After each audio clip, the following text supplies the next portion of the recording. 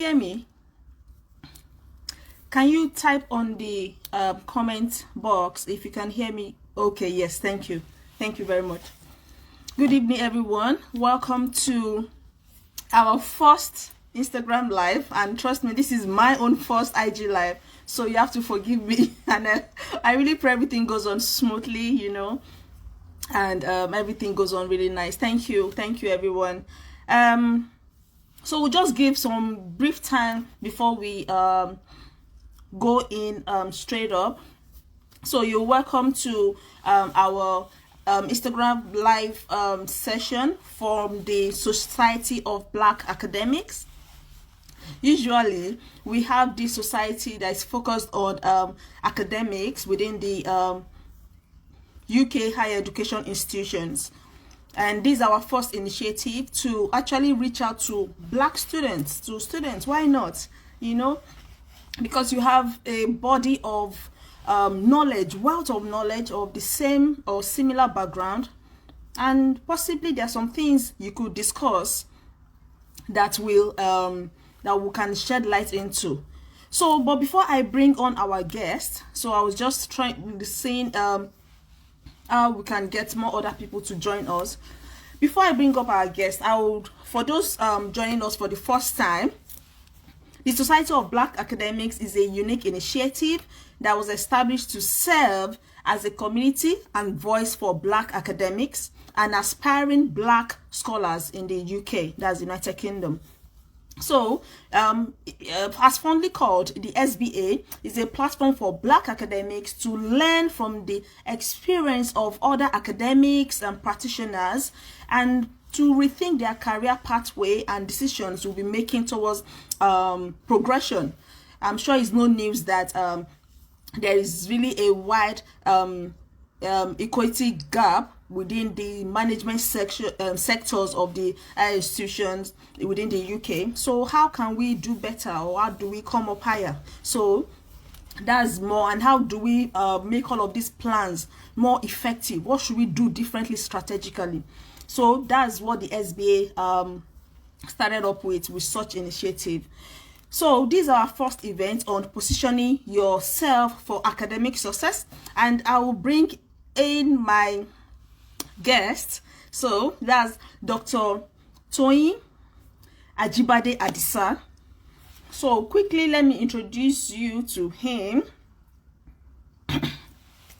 Dr. Toyin Ajibade Adisa, pardon me, I'm reading this off my PC here, is a senior lecturer at the Royal Dock School of Business and Law, University of East London.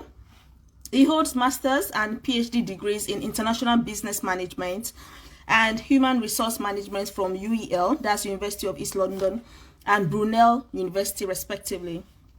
He teaches and research on issues in human resource management, organizational behavior, employers' relations, organizational culture, gender, inequality, and so on. In fact, the other interesting part is work-life balance and flexibility. Toyin is a senior fellow of the Higher Education Academy, a fellow of Chartered Management Institute, that's CMI, and a member of Chartered Institute of Personnel Development, CIPD. Toyin has published articles in journals such as Graded Work and Organization, Information Technology and People, Personal Review, Employee Relations, Gender in Management, and so many more. And in addition, one of Toyin's articles was awarded the Emerald Literary Network Award, which is highly commended for Best Paper Award in 2017. Toyin is passionate about teaching. I'm sure when it comes online, you see all these attributes I'm actually highlighting about Toyin. Toyin is passionate about teaching and research in HRM, Human Resource Management, and Organization Behavior. He is currently the course leader and for the HRM undergraduate program at University of East London. So I would to come on live now. And while that is coming up, my name is Ope. Hello. Hi. How you doing? Nice to see you. So I hope, yeah, thank you so much for accepting our invitation for this beautiful first event for our students. Thank you. We don't take it for granted. We're really grateful for this. So before we dive in, I would just like to say a couple of things. Please, if this is your first time, kindly follow this page, Society of Black Academics. So you can actually get notifications on different topics, different initiatives we would come up with or that we have going on.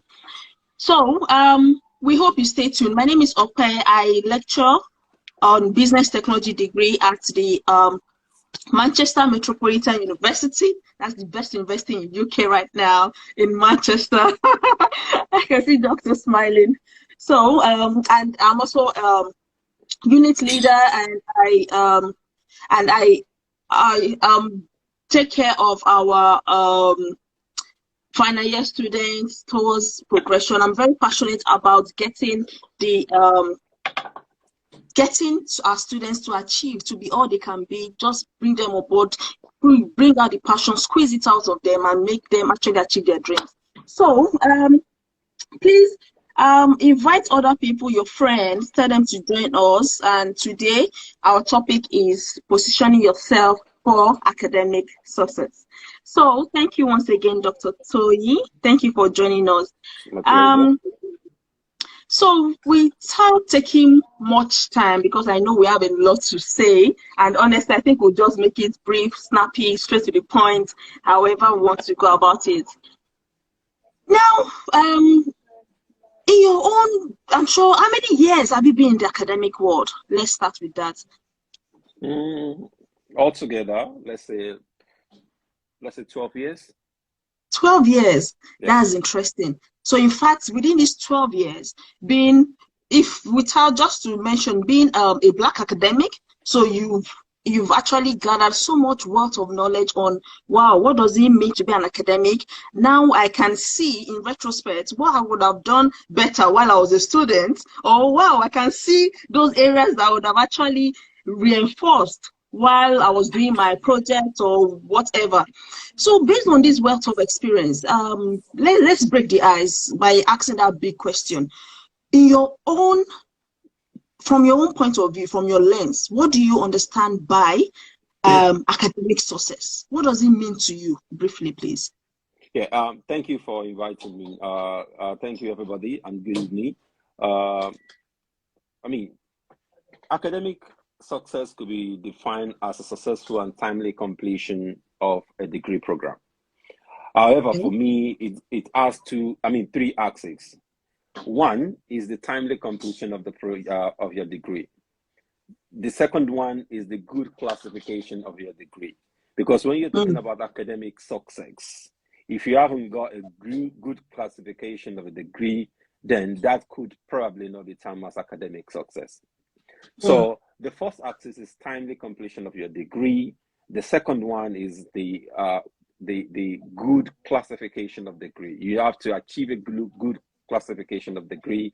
And the third one is gaining knowledge and the skill of the course you have studied. So the combination of these three is what I call academic success. One, timely completion of your degree. Two, good classification of degree. For me, minimum should be 2-1. And 3 is gaining the knowledge and skill of the course you have studied. The combination, achieving the combination of these three concurrently is what I describe as academic success. But in a very short version, you can just say academic success is a successful and timely completion of a degree program. Oh, excellent, excellent. Successful and timely completion of your academic program. Yes, so I can just imagine myself 12 years ago as an MSc student from Nigeria. You can imagine the thousands of pounds I paid. So definitely I want to complete it in good time. I didn't come to play, so I need that successful degree. I was targeting a distinction, nothing less. So I needed my distinction by all means. And again, I needed the skills. I just didn't want it to be, okay, yet another degree. So what of that degree? What do I have? What do I have with me? So now, Dr. Toyi, based on your definition and these insights you've given, now we have a vision of what academic success means. what sort of strategies do you think for you enabled you to actually complete your maybe your doctorate or your first degree or even your master's or your PG degree? What sort of strategies did you put in place that actually enabled the successful completion in a timely manner, and then the results, that target you were looking out for, and then lastly, that actually equipped you with the skills that landed you in the academia in United Kingdom? Yeah, I mean, thank you for that. There was three different targets I set for myself. This target I set for myself while doing my undergrad was different from the one I set for myself for my master's, and it was quite different from the one I set for myself for doing my PhD. But I mean, the first thing first, I mean, when you're setting the strategy is to, I mean, when you are setting this, I mean, is to set a realistic target for yourself. Yeah. Usually set a very high target for yourself and set, I mean, make it a realistic. Use the SMART objective goal to determine it. And the SMART for, I mean, I think everybody knows the meaning of the full meaning of the SMART. It should be specific, it should be measurable, it should be attainable, it should be realistic, it should be time bound. So set a task, I mean, set a target for yourself, set a high target for yourself. If you want to achieve 2-1, for example, for your undergrad, for example, try to set a target of distinction for yourself and start working towards distinction. At the end of the day, if you then couldn't make it towards achieving distinction, and you now, I mean, and you now achieve 2-1, then you will still be within the confine of the target set for yourself. So the first strategy is to set a realistic target for yourself. Now, if you have set this target for yourself, then you need to devise plan to achieve this goal. And I'm going to give you an example of my PhD. So when I was admitted at Brunel University to study my PhD, I was actually looking for the admission, and eventually when I got the admission, I became overwhelmed with fear that could I do it? Because I was talked into doing it. It wasn't something I wanted to do myself. I was actually encouraged. I was talked into doing it by a brother of mine. Yeah. So I was overwhelmed with fear. Can I do it?